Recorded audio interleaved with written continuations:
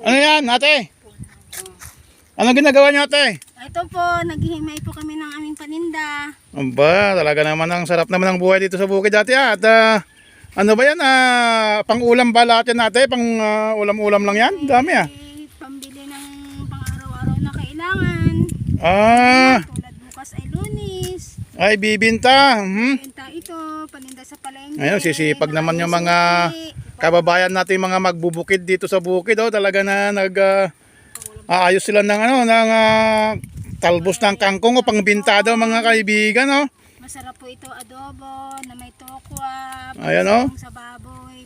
Si nanay, pati si nanay, sipag, Talaga naman, masisipag talaga yung mga kababayan natin dito sa probinsya, sa bukid, Talaga namang marangal yung kanilang hanap buhay dito, kangkong, ito yung mga dapat nating bigyan ng award, ng mga pang-best, tawag nito. Best of the best. Talaga namang marangal ang kanilang trabaho. At nagpitas daw sila ng ito kangkong para pambintay, papalit pala ng bigas. Kahit na 1 kilong bigas na NFA daw ay pwede na para maalsa. Ayan na. Talaga naman, hayaan mo na yung dinurado na mabango. Kahit NFA lang pwede na sa bukid, sa probinsya. Talagang mahalaga bawat butil ng bigas dito.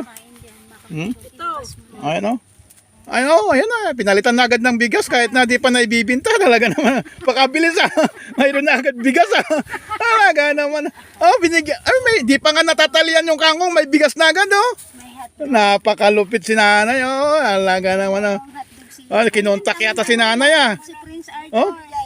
Kinontak yata hindi pa nga natatalian yung kangkong, may palit na agad na 1 kilong NFA Talaga naman. Mahusay talaga ang buhay dito sa Ready na po pala yung naka-ready na yung kapalit Ilang tali ba yon? Sa palengke ayan na ang Baka 3 tali lang kapalit niya, 1 kilo lang daming kangkong. adobo. Para daw masarap. Lagyan daw niya ng tokwa.